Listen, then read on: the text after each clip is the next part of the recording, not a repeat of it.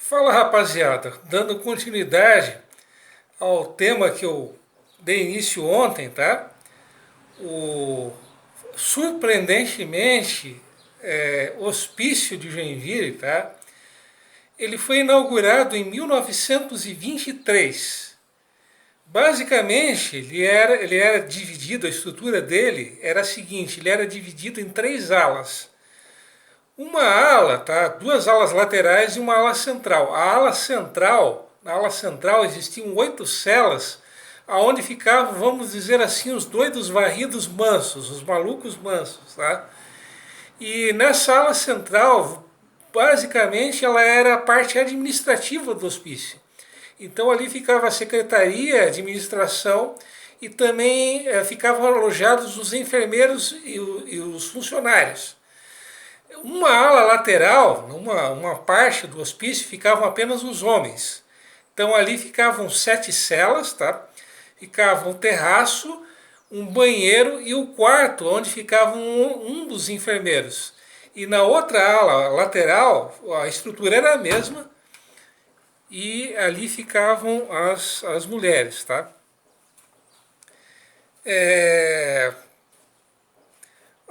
O hospício, tá? Ele funcionou até 20 de março de 1942 e os poucos internos dele acabaram sendo transferidos para o Hospício Colônia Santana, em São José. E no caso, tá, existem muitos fatos curiosos a respeito do hospício, tá? Só que isso exigiria vários vídeos, né? Então eu vou citar dois casos assim bem interessantes, tá? Desses muitos que aconteceram relacionados ao hospício, tá?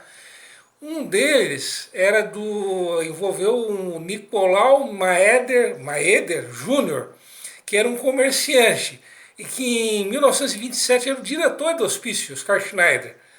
Então ele chegou a gastar, tirar do próprio bolso 3 contos e 270 mil réis, que na época era um dinheirão, uma verdadeira fortuna, para fazer a manutenção do hospício. Detalhe, ele não quis reembolso. Ele tirou esse dinheiro do próprio bolso e não quis nada em troca. Um outro fato bem curioso é que uma das pessoas que ficaram internadas desse hospício, Oscar Schneider, era uma menina chamada Lúcia, que era de Blumenau, e pouquíssima coisa se sabe dela. Sabe-se que ela era loira, tinha olhos azuis, e não se sabia quem eram os pais dela, a data de nascimento, enfim. E que ela foi internada no hospício em 27 de março de 1932 por ordem da chefia de polícia de Florianópolis, e apesar de ela ter vindo de Blumenau. E ela morreu em outubro, 27 de outubro de 1938, vítima de anemia. Então, obviamente, ela era uma maluca, uma doida varrida. Não, ela foi internada no hospício por ser muda. Sim, isso mesmo que você ouviu, ela era muda. E depois, né, desse fechamento do hospício, que como eu disse ainda há pouco, aconteceu em 42, ainda em 1956, um médico, um psiquiatra chamado Osmar Schneider, ele tentou reativar o hospício.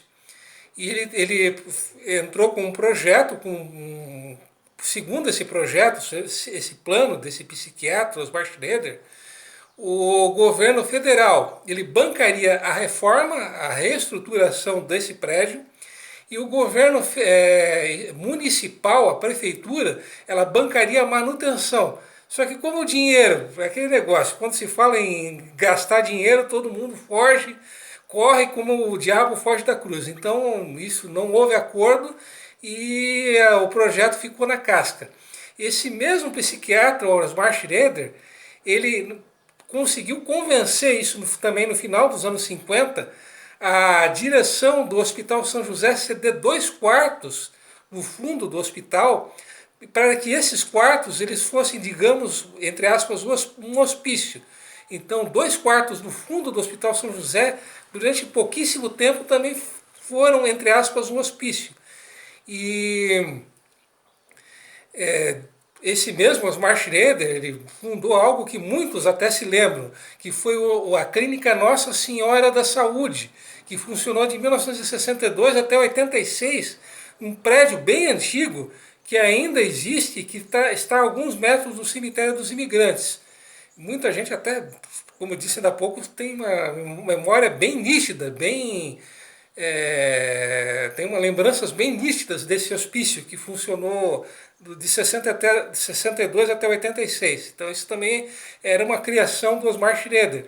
Um outro fato curioso é que desde 1997 existe uma ala psiquiátrica, entre aspas, hospício, no Hospital Regional, e que leva o nome de ala Dr. Osmar Schroeder, isso desde 97. E o prédio onde funcionou o Oscar Schneider, o Hospício Oscar Schneider, ele estava localizado onde hoje é a capela mortuária do cemitério municipal de Joinville. Isso, ele fica ali do lado, naquele lado do cemitério da rua Borba Gato. Então, o local onde hoje existe a capela mortuária, ali ficava esse hospício, tá? E curiosamente, a única coisa que restou desse hospício, fora um ou outro documento, alguma foto amarelada, né? E depoimentos de pessoas que chegaram a conhecê-lo, tá? É uma rua, existe uma rua lateral, uma rua entre a Borba Gato e a Aquidauã, que leva o nome de rua Oscar Schneider. Então a única lembrança, a única coisa, vamos dizer, que lembra esse período é essa rua, tá? E no caso, tá?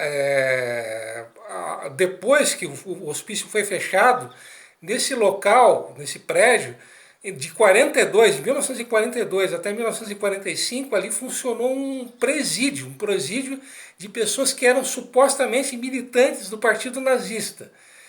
Um fato curioso é que quase todas essas pessoas, elas não eram de Joinville, sim da região do Planalto Norte, principalmente de Porto União.